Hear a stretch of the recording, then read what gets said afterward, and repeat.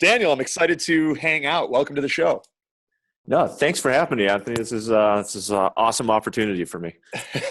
So tell us, how did you get into neuroscience? What's your backstory? Oh man, so I'm kind of old, so I'm afraid I'm going to take up too much time here. So I'll try to cut to the chase and just get to the meaty part. So been fascinated with the brain since I was a kid. Um, George H.W. Bush famously deemed the '90s as a decade of the brain, and honestly, I got interested in the brain because of that effort. Studied it in college, went to medical school at Stanford, and also got a master's in neuroscience from Stanford as well. And, like all of the school led to a career in neuroscience. So, professionally, I've become an expert in building technologies that use electricity to interact with the brain. So yeah, we can get into that, but my last company, we built like a pacemaker for the brain to treat epilepsy in a way that's far more efficacious than the way you can treat epilepsy with drugs. What might sound like a crazy concept, and I'm sympathetic to the country's history and the storied past that we've had with using electricity and ECT and this kind of thing. These really crude methods of using electricity that have like a negative connotation. We've come a long way, and there's far more sophisticated and refined ways that we can use electricity to interact with the brain for human benefit. So for someone listening who may not be familiar with some of the pathways that utilize electricity and for communication in the body, can you maybe explain why this isn't such a foreign concept or anything to be concerned about? Yeah, we've long known that the brain is an electrical organ. We call it a computer circuit, and one of the reasons why is because of its electrical connectivity. So these days, we've known this for centuries, but these days, with imaging techniques using MRI and CT, like we can really understand how the brain is connected as a circuit, and we can use it to our advantage, right? Like, knowing the different pieces of functional neuroanatomy, use that to our advantage by applying electricity to those areas that we want to boost or inhibit, depending on what the desired outcome is. And you're seeing this in a lot of different fields, but let's kind of start with what you're seeing in the athletic performance arena and how stimulating certain parts of the brain can impact athletic performance. Yeah. So, and I think you're alluding to our first product, which I am very interested in hearing your experience with Halo Sport. But yeah, let's get into it. So, our first product is called Halo Sport, and between yourself and your listeners, I mean, Halo Sport is just a fancy marketing term for a motor cortex specific neurostimulator.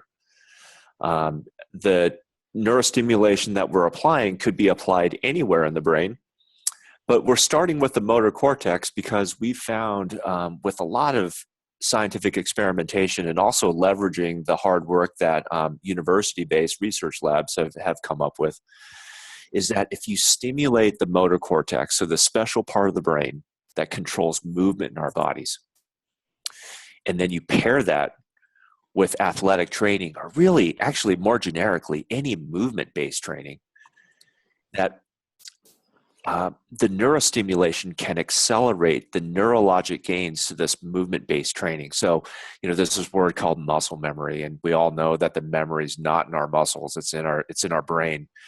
And it really takes a lifetime for us to acquire and refine. The best athletes are able to do that faster. So what if we have a way of democratizing this a little bit? What if we had a way of augmenting the neurologic gains associated with movement-based training with neurostimulation? So that's what we're doing with Halo Sport. And, we have a really broad perspective as to who we call an athlete. So, of course, baseball, football, basketball players, they are athletes. But, we also think of athletes as musicians, as pilots, as surgeons, as heavy machine operators, just about anybody who needs to move for their living and to train movement to get better at their job. These are our people. Yeah. So my experience so far with your first product, the Halo Sport, has been really exciting. I used it for the first time, just probably not in its optimal environment, but I was just going for a jog and I wanted to get it on as fast as possible. And some of the things that I noticed afterwards were increased energy. I felt like my mood was elevated, and I had a presentation to do that afternoon, and it just seemed like there was. Have you ever had like where there's a word on the tip of your tongue, but you feel like you just can't quite get it? All the time. I wasn't having that. It was just there was better verbal fluency, and maybe that was placebo. I don't know, but now it's a regular part of my training. And if I'm going out, whether I'm going to be doing specific movement-based exercises like lunges or yoga or even just going for a jog, I throw it on because there is that asymmetric risk. There's really no downside, but I have noticed that I feel like I get more from my training when I have that as a part of what I'm doing. That's awesome to hear. Yeah. And I guess what you said may seem like it's unique. Like you said it almost was like, well, I don't know if it's just me, but yeah, we hear that a lot. We hear that a lot from our user base. So don't feel alone. Yeah. Thank you. And one of the things that I was hesitant to mention, but I was, an area that I'm working on a lot right now is my golf game, because there's a lot of room for improvement. And so I was out playing around with some friends a few weeks ago, and I wore the Halo Sport. And kind of the way that it works, if I'm understanding correctly, is like you wear it for about 20 minutes, and then you've got an hour afterwards of neuroplasticity. How would you describe neuroplasticity for someone listening that's unfamiliar with it? Yeah, so neuroplasticity just simply is the process by which our brain creates new circuits. It's how we learn. Presidents' names, math, movement. Neuroplasticity is like what makes us smart and capable. It's certainly more active when we're young, and we see that in our kids. But it never goes to zero. That's really important. No matter how old you go, this capacity to create new circuits in your brain, it's always there. So, what we're doing is, I guess in its simplest form, we're just making your brain temporarily kid-like, temporarily more spongy so that you can soak in information and learn it faster. Yeah, I love that. And I want to talk in a little bit about some of the exciting new research that's just shattering this myth that our brain will never be as good as it is the moment we're born, and that it's just this steady decline until we die. So we'll talk about that. But what was really cool with the round of golf was what I did was I wore it for the first 20 minutes, and then I took advantage of that hour of neuroplasticity.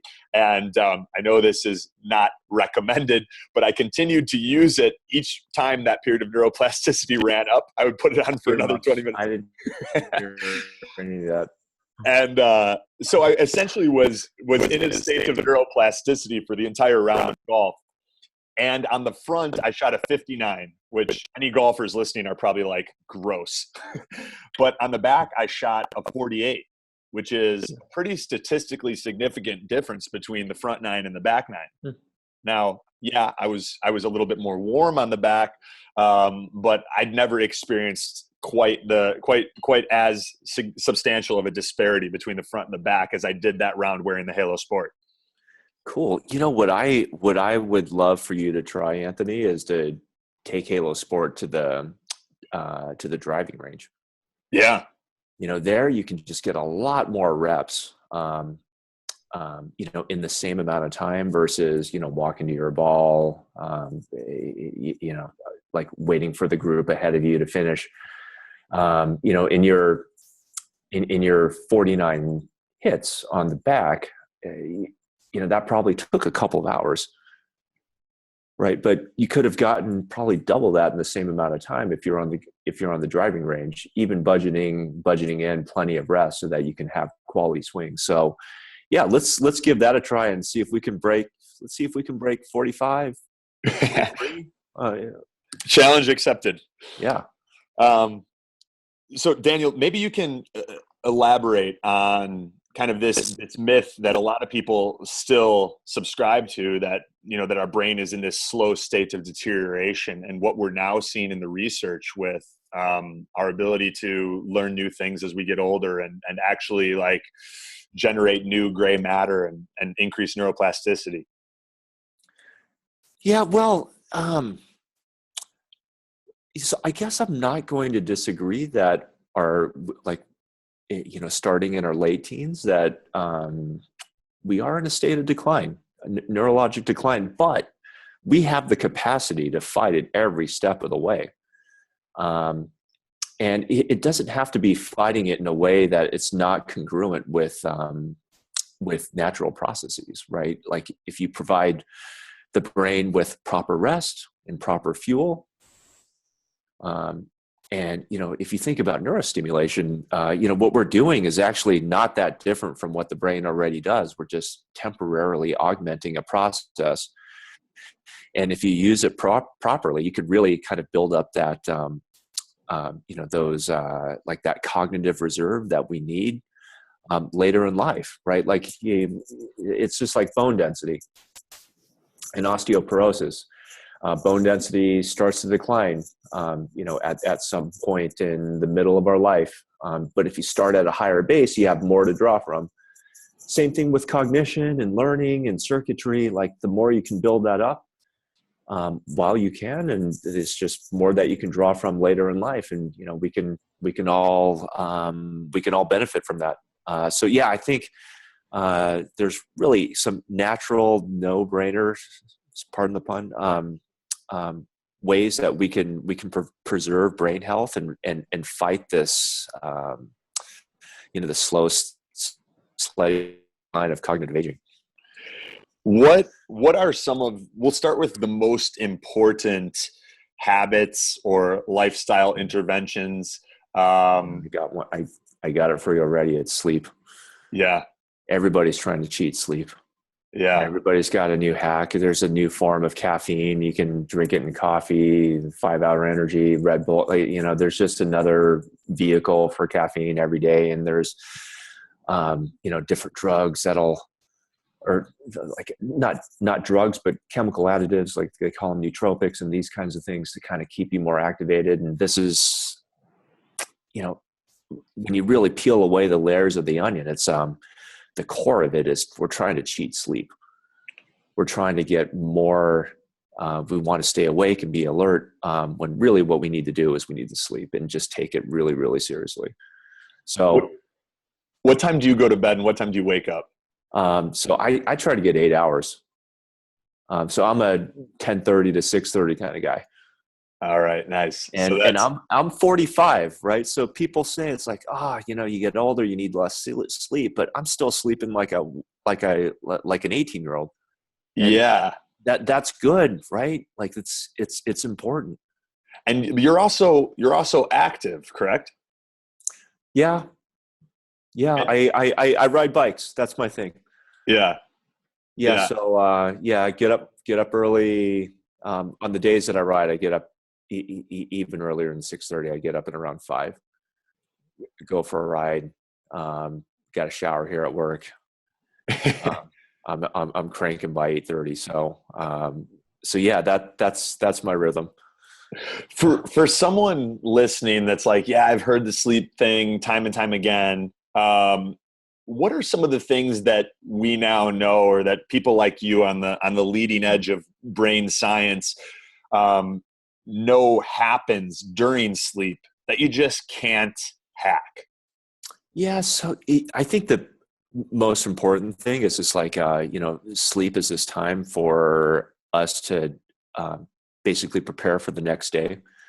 A lot of neurotransmitters are sort of cleaned up and repackaged into vesicles over the night. the cellular machinery is able to basically get some time off to build up, another round of neurochemicals that we can use the next day for, for our waking processes.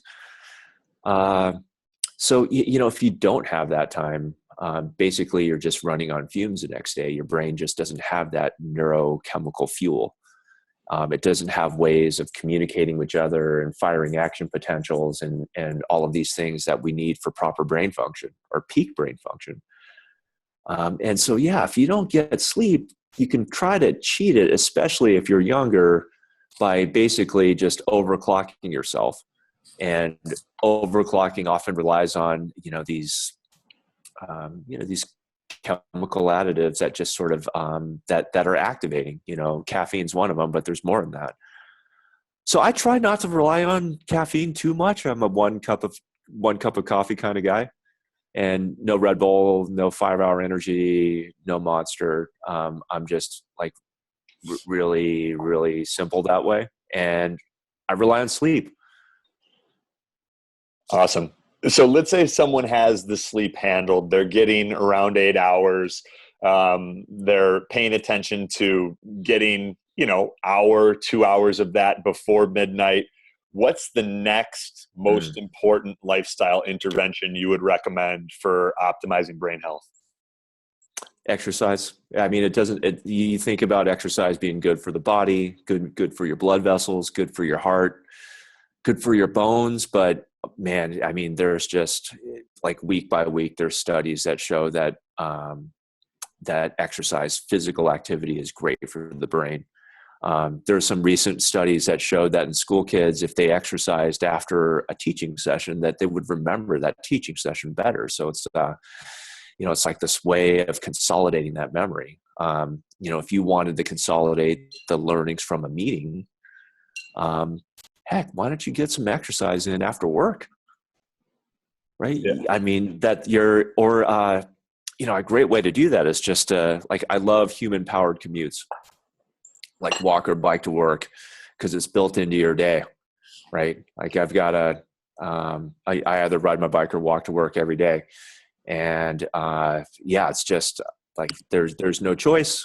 Like I love sort of life habits that are, that are proactively good for long-term health, where you make zero decisions. It's just part of your life. And a human powered commute is just it's a great way to start your day, and it's an even better way to end your day, because if that exercise helps consolidate your memories, you just learn more from work. Oh, that's great. I love that term, human powered commutes. You mentioned that just a plug for Halo Neuroscience. We are a zero car commute company. Oh, nice. Yeah, 1/3 bike, 1/3 walk, 1/3 public transportation. So, doing good for the environment, doing good for our workforce. Nice. Kudos. Tip of the cap. You mentioned for exercise, you're a cyclist. Was that a conscious decision to focus more on aerobic training versus strength training and resistance training? For you? And then, to elaborate on that, what does the research say about the strength versus aerobic? I like strength training, but it's just hard for me to do it. I've just accumulated enough injuries that in my shoulder and my knee that, biking is, overall it's pretty low impact. And it's something that I could do at a pretty high level still. I'm 46. Still can hang with the young guys, and I'm proud of that. It keeps me motivated. There's nothing like dropping someone that's 20 years younger on a hill. So that it works for me. But I don't know if I think we're splitting hairs, Anthony, between strength versus cardio. I think you just got to do it, right? The biggest difference is between the 0 and the 1 of not doing it and doing it. Like if you're doing it, strength versus cardio versus kind of skill work, I think just like figure out like what resonates with you as a person and just do it. I like that. I used to watch the Tour de France when I first read Lance Armstrong's book. It's not about the bike. It started this journey of really diving into cycling in the Tour de France. And there was a stretch for a lot of his victories where we would watch every summer up at the lake house. And did you watch any of that? Tomorrow. Yeah. Are you a fan? Do you watch the Tour? Yeah. So Tour de France starts tomorrow, and we've got a couple of cyclists in the race. Oh, nice. Yeah, the top American hopeful, this rider named Andrew Talansky, who happens to live. He's a local guy. He lives in Napa, and we're in San Francisco. So he'll be riding for Team Cannondale starting tomorrow. Nice. I need to check that out. I haven't watched since Lance raced, but when you were talking about dropping some of the young guys, it made me think back to the look with Jan Ulrich when he was going against the big German, and there was that rivalry, and everyone was kind of uncertain what was going to happen as they got into the mountain stages. And Lance, Jan was on first. Lance rode on Jan's rear tire for a while, and then he kind of like went in front, and Jan was on his tire, and Lance turned around and gave him this look like, "Are you coming with me or not?" And then just dropped him. And it answered all of the questions that people have been wondering for the months leading up to the tour. And it was like, I get goosebumps talking about it right now. Man, that's some good stuff. Those were, Anyway, it was like a challenging time in cycling. Boy, there are some good stories that came out of that era. Yeah, definitely. Cool. What applications are you seeing for pro athletes? What type of specific results are pro athletes getting, whether it's their vertical jump or their squat weight or explosive power? Like, what are you guys seeing with the use of Halo Sport? So Anthony, let me answer that a couple of ways. We love data at Halo Neuroscience. We love it when we can say, all right, this was your PR before, this is your PR after, or better yet, let's take two groups of athletes. We'll divide half of the athletes get neurostimulation, the other half don't. They do the same training. We do before and after testing. We compare the results. So with data, the results with neurostimulation and athletic training really show some very clear results in strength and explosiveness. And, that's partly because of the byproduct that it is easy to measure strength and explosiveness. With strength, it's like lifting an amount of weight. We can measure that. With explosiveness, it's like jumping. We can measure the height. We can measure the newtons of force produced. So there we could show with numbers that it's like very, very conclusive. We can get a result there. Now with skill's harder to measure. Unless you have an athlete that's patient enough to put orientation markers on all of their major joints and stand in front of an array of cameras with supercomputers, it's hard to quantitate like how skillful an athlete is. But there's numerical byproducts of skill that we can piggyback on. So for example, we could look at the skill of the baseball swing by measuring the exit speed of the baseball as it leaves the bat. So can we improve exit speed or bat velocity while still maintaining, so that they're not swinging wildly? You can just kind of control for that as well. So we can show that in baseball and in golf. So for swinging sports, in endurance sports, there's ways that we can look at biomechanical skill or biomechanical efficiency by measuring, for a rower, their 2K time.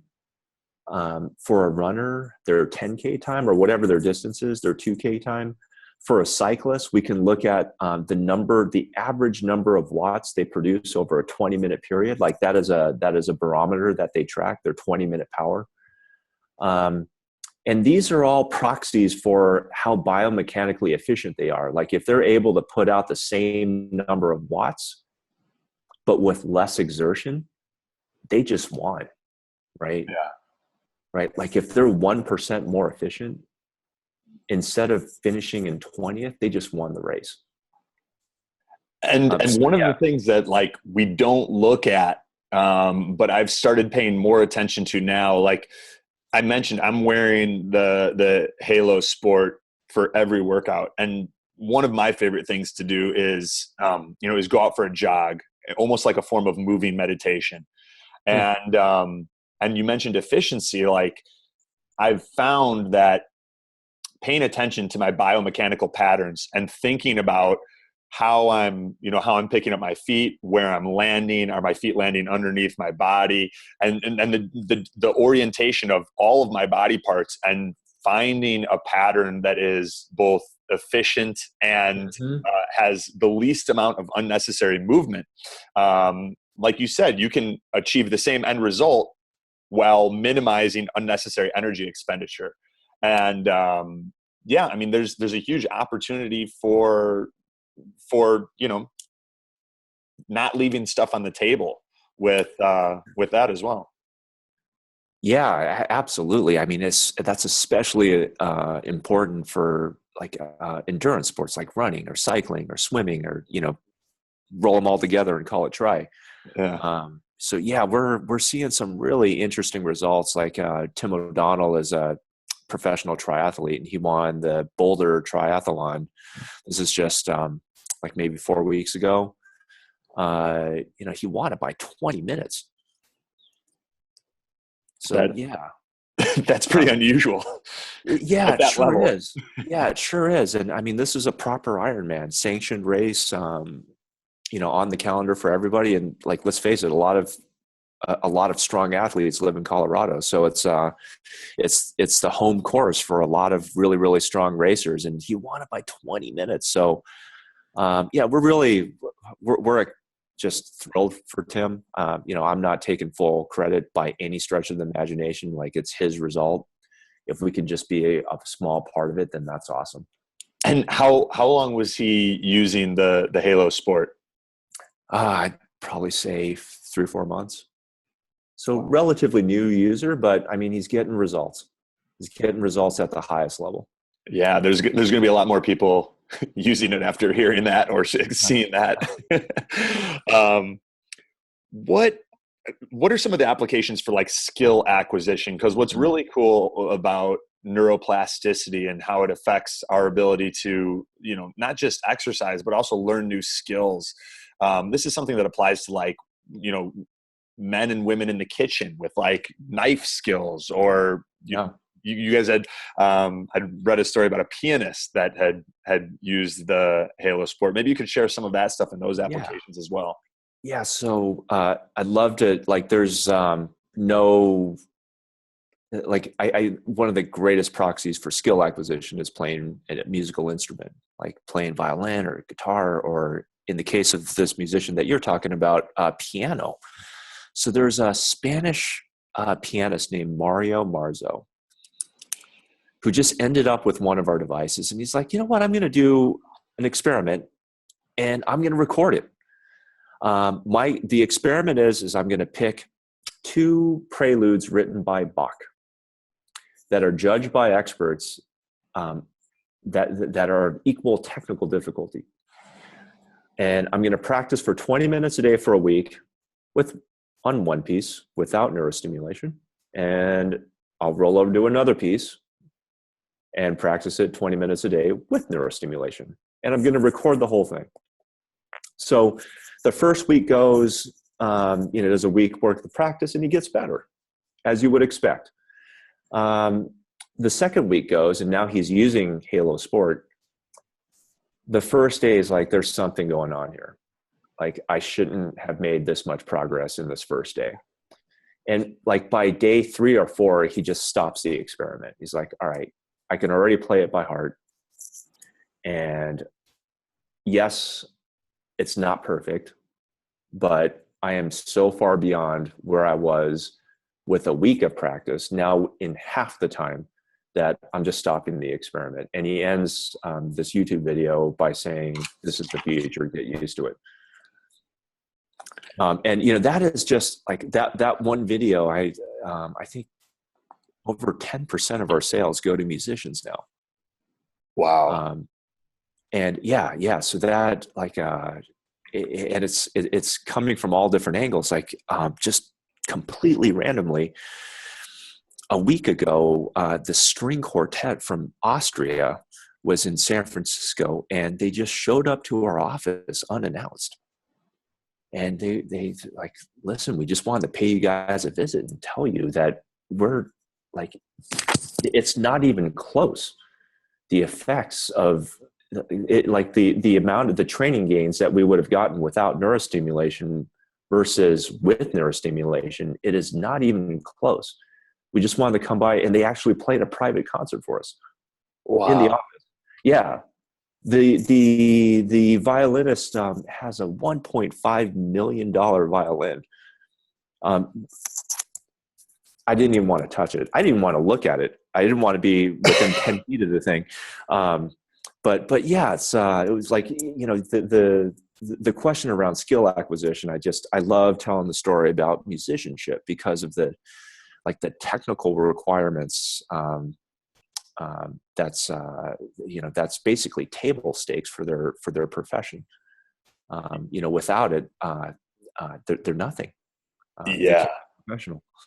And I would imagine we're really just at the tip of the iceberg with this and these types of applications. And there's going to be people listening where they're going to be thinking of like, I wonder if it would have applications in what I do, you know, and like just off the top of my head, you think about some of the top chefs with knife work, or even just, you know, husbands and wives or moms and dads at home preparing meals, or people that type for a living, you know, and being able to improve those skills and do more in less time or improve efficiency. It's pretty exciting. How do you use the Halo Sport? I use it for cycling. Okay. So there's this hill in Marin, just on the other side of the Golden Gate Bridge. It's called Hawk Hill, and any serious cyclist in the neighborhood knows their Hawk Hill time just off the top of their head. And if you get under 8 minutes on that hill, you're in like the top 1%. So it's like this elite club that I never joined. I went through my 30s and I couldn't get it. And I figured by the time I was 40, it was over. But I founded this crazy little company. And we were making neurostimulators for athletes. So I gave it a go. I did some really deliberate training on a trainer. So a stationary bike, like my bike hooked up to this thing that provides resistance. Did really hard intervals for a length of time. And I've done this before and it didn't work. Like I've done this before and I couldn't get sub 8. So I kind of redid that training program, this time with neurostimulation. I got like 745. I didn't just barely get under it. Like I got under it with 15 seconds to spare. So I'm proud to say I'm in the sub 8 club. Congratulations. Nice. Yeah. Thank you. How do you think, like, what pathways do you think are being impacted? Because you wouldn't think that at least I wouldn't think that neurostimulation would impact aerobic capacity or endurance. So what's going on here? Aerobic capacity, you're absolutely right. We're not touching that at all. What we are helping with is, going back to the previous conversation, is like your ability to be efficient. Okay. So when I was doing really hard intervals, and I'm sure you've done intervals, and your listenership tilts like very athletic, and they've done intervals, but most people think they're doing intervals because they are stressing different metabolic stores and accessing different areas of energy, and they're also kind of conditioning their brain to tolerate an amount of pain so that they can push through. These things are all true. But I think there's something else going on with interval training, and that is motor learning. When you start, say, a really hard 3-minute interval, the only thing you're thinking about is how do I get to the other side of this interval in the least amount of pain? And the way you do that is by being more efficient in between.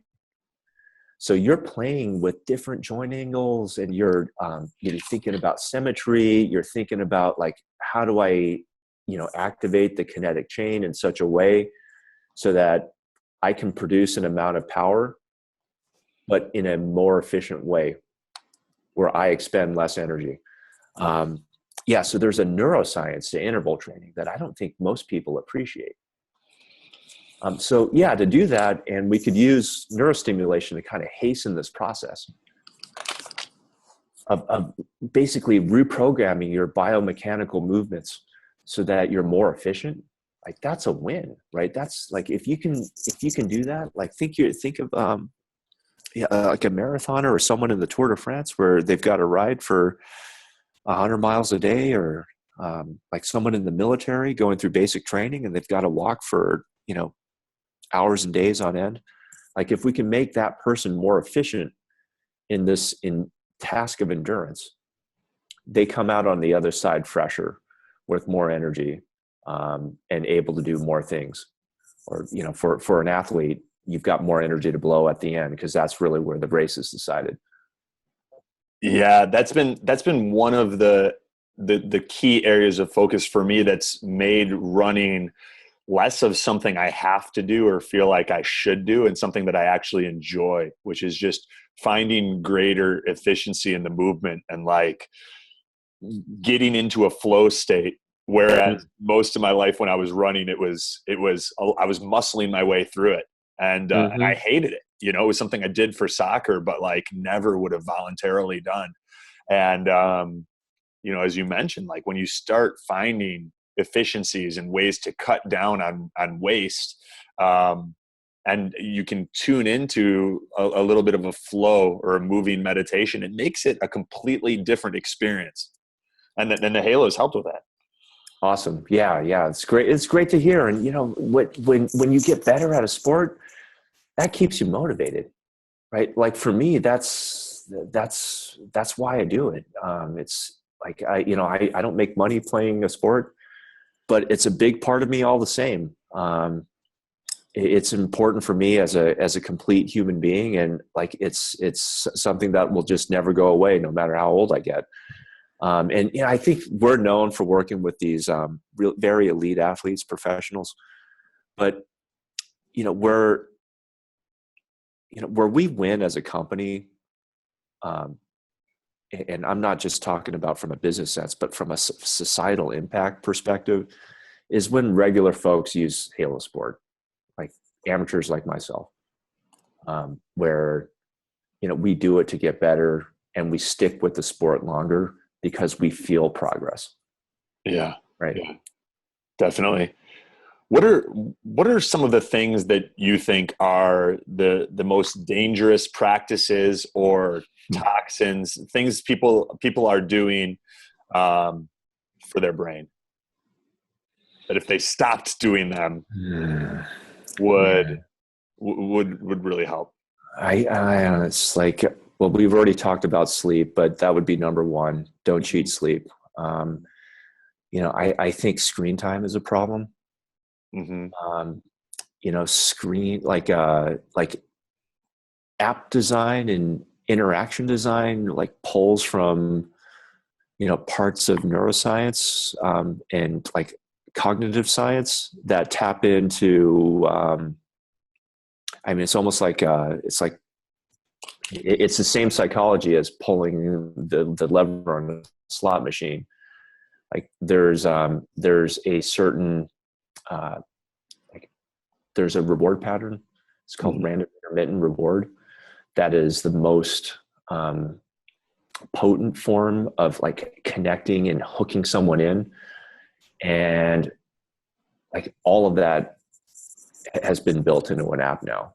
Like, and like it could be a very innocent app, like Facebook, for example. Like it is so sticky and it draws us in.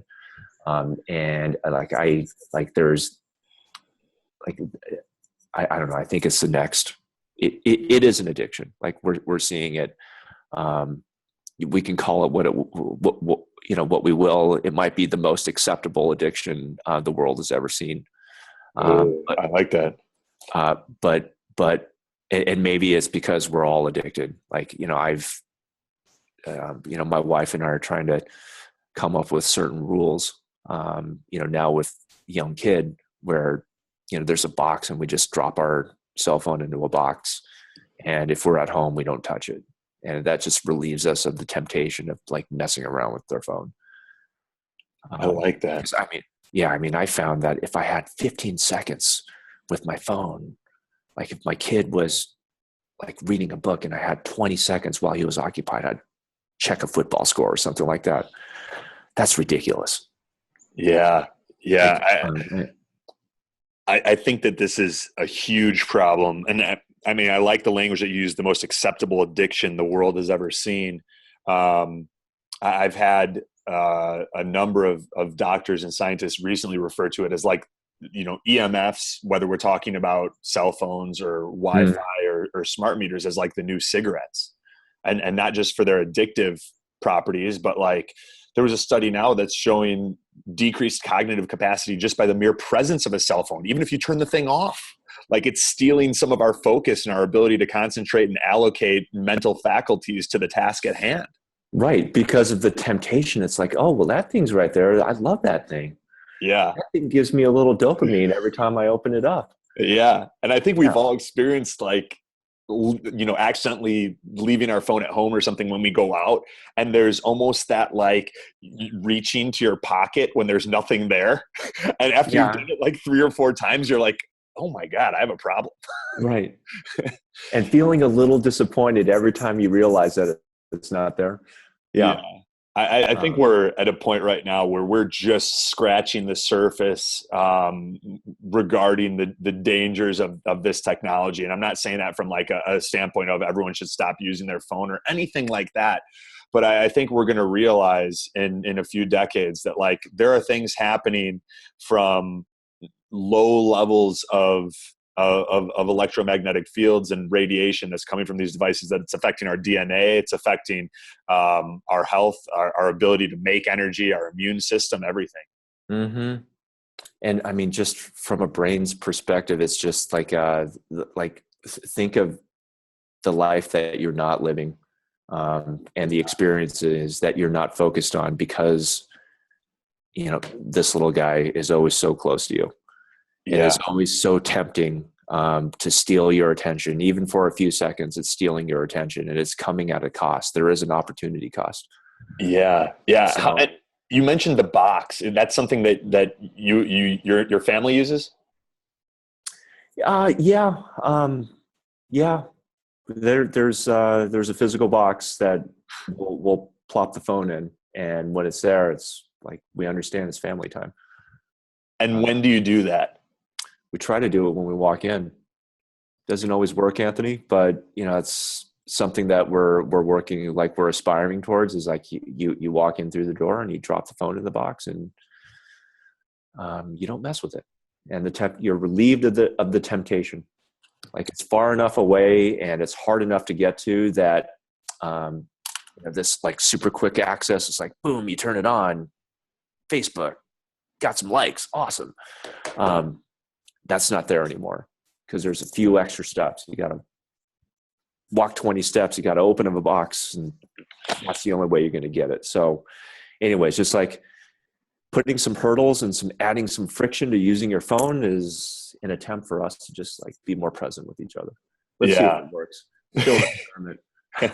I like it. It's a worthy experiment. How do you eat? What is it? Or let's make it simpler. What have you eaten today? Okay, so going back to no choices. Breakfast and lunch, there's zero choice. It's the same.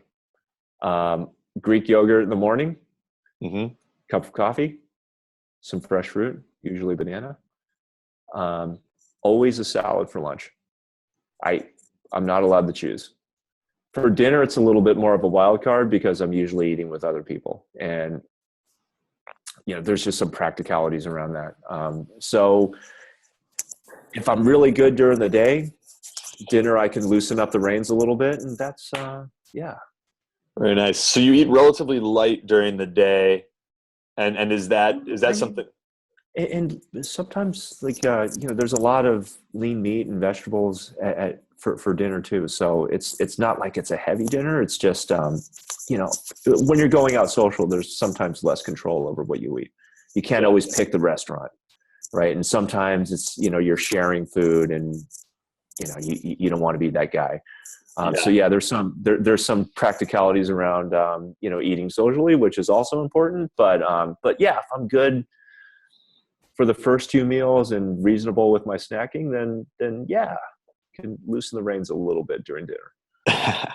Fantastic. Are there any unusual supplements, biohacks, practices that you subscribe to and believe are beneficial for performance or brain health that someone looking in from the outside may scratch their head or not understand? I hate to be a little boring here, but I mean, I'm just a fish oil guy. Yeah. I take, I don't know, like 2,000 milligrams. Does that sound about right every night? Yeah. And yeah, the data is pretty, I mean, for heart health, for brain health, it's just all around good. So yeah, I'm just a fish oil guy. Awesome. Daniel, this has been fun. For people that want to keep up with what you guys are working on with the Halo Sport, and actually, what do you guys have on the horizon? I know that this is not the limits of what you guys have planned. Maybe you can fill us on what the future looks like. Yeah, so we're known as a sports performance company. We see ourselves as a human performance company. So you can imagine us applying neurostimulation to not just the motor cortex, like what we're doing with Halo Sport, but building other form factors to target different brain areas for different applications. So maybe I can answer your question with another question. Think about your life and all the things that you would want to have in your life, but you don't because it takes too long to learn.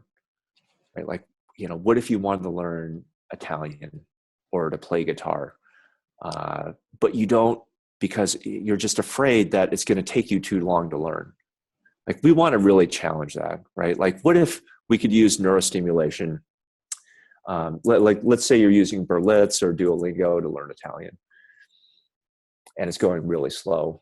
What if we stimulated the language cortex? And then you used Berlitz or Duolingo, and you were learning much faster. And because you are learning much faster, this sense of progress is motivating you to keep going. And before you know it, you're speaking decent Italian, and you're in Rome, and you're practicing. I mean, how awesome would that be? So yeah, we envision that. We see ourselves as a human performance, really, like more specifically around human learning. We want to shatter this 10,000 hour rule. I don't know who said it, but we want to break it. Like, we want to make it like 2,000 hours. Like, what would you do today if I could tell you could be an expert in 2,000 hours instead of 10,000? It's really exciting. And it reminds me of the Matrix, almost like you're downloading skills and languages, and like, you could see how maybe 100, 200 years in the future, like, things closer to that may be possible. We're not quite a USB stick for the brain, but what if we can just make it so that you learn faster? What if we can make it so that you're like a 7-year-old kid learning Italian? Like, maybe you would start it today. Yeah, maybe you would do it. Yeah, it's really, really cool. Daniel, this has been awesome. Where can people learn more about the Halo Sport and some of the cool things you guys are working on? Yeah, so our website's really easy. It's just haloneuro.com. And there's a lot of information, like getting into the science and the data, and like profiles of a bunch of our users. It's all up there. So yeah, there's a richness of content there. I'd really encourage your listeners to give it a check out. Great. Thank you. And for people that want to stay abreast with the things that you've got going on, is there a place for them to do that, whether it's social or website? Yeah, so we've got Twitter handle. It's at Halo Neuro. Instagram at Halo Neuroscience. And yeah, there's and we've got a Facebook page too. That's pretty easy to find just through the search bar. But yeah, that's a great way to stay in touch. And there's also an email that goes out at a frequency that wouldn't annoy anybody, once a week. But yeah, if you go to our website and just scroll to the bottom of the homepage, there's a place you can leave us your email address.